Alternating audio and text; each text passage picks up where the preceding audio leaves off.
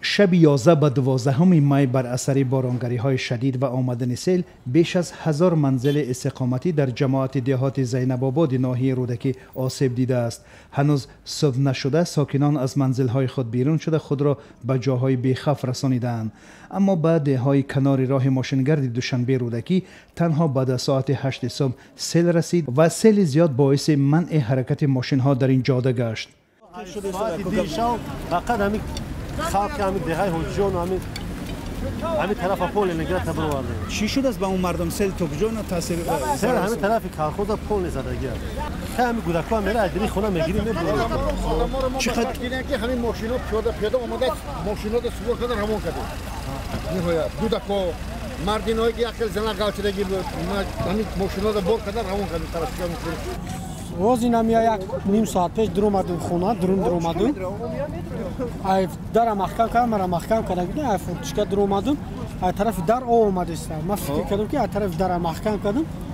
در هوی میکنم کلدار هوی میکنم ای درون توالت درون زبیت شده برو اومده است خونه را میگه ای تای پادوال برو اومده داکیومنت را گرفتم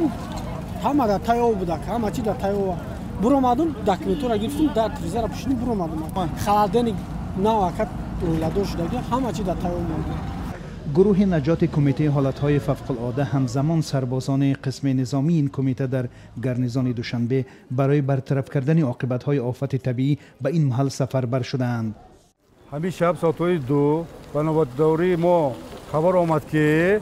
همین جلوی سیل‌های بسیار شده است در محله و آب زیر کرده آمده است. ما اینا با رهبری رئیس ناحیه یک شتابی زود عمل تشکیل نمودیم. حالی شتاب آمده در جایش همه خلق‌های با بیرون برآوردن خیاشات تشکیل کردیم.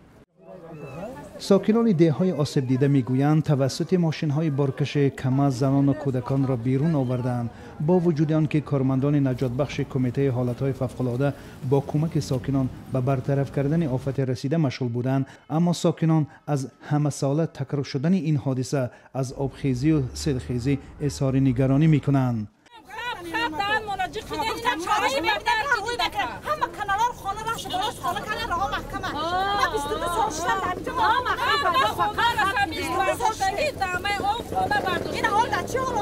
بچه شما از خانه تو برام بده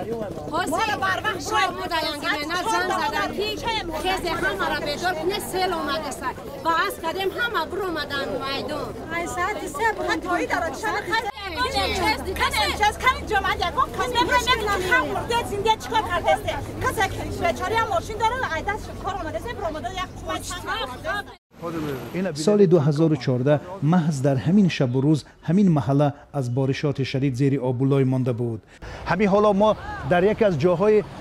حادثه قرار داریم که اینجا محله ترسونزاده است و مردم اگر شما مشاهده کنید پیاده و خودشون از خانه‌شون بیرون شده جان خودشون کشیده و بیرون آمده است. اونها میگویند که در خانه‌هاشون تمام تجهیزات و جهاز خانه ماندگی است و همه زیر آب و ضرر خیلی جدی به خانه‌های و مردم رسیده ایستاده است و کارمندان حالت‌های فوق‌العاده و هم کارمندان شعبه امور داخلی ناحیه رودکی و شهر دوشنبه حالا مشغول نجات دادن مردم و راه باز کردن برای مردم هستند که اونها توانند که به آسانی از خانه‌هاشون بیرون شوند. طبق اطلاع مقدماتی در میان ساکنان تلفات جانی ثبت نشده است، اما گفته می شود که بر اثر این حادثه امکان تلف چاروای خانواده ها و زیر آبولای ماندن میدان کشتی ساکنان وجود دارد. طور مشاهده شد بلندی آب در نزد منزل های ساکنان به بیش از 1 متر رسیده است. کشتزارهای اطراف محله زینب آباد زیر آب ماندند. طبق اطلاع کمیته حالتهای فوق‌العاده در مناطق دیگری تاجیکستان از جمله فیض آباد، حصار، شهرستان و پنجکن نیز بارشات از معیار زیاد صورت گرفته و سیلخیزی به عمل آمده است. از جمله در ناحیه پنجکن شامگاه روز 11 می از سنگریزی بر اثر بارشات شدید یک ساکنی آن به هلاکت رسیده است. طبق اطلاع مقامات محلی در ناحیه دروازه ولایت بدخشان شب گذشته بر اثر باریدن باران و آمدن سیل در دهه زنگ این ناحیه 3 خانه استقامتی کاملا تخریب شده و به چند منزل دیگر ضرر وارد شده است. همچنین 10 چاروای کلان خورده ساکنان این دهه تلف شدند.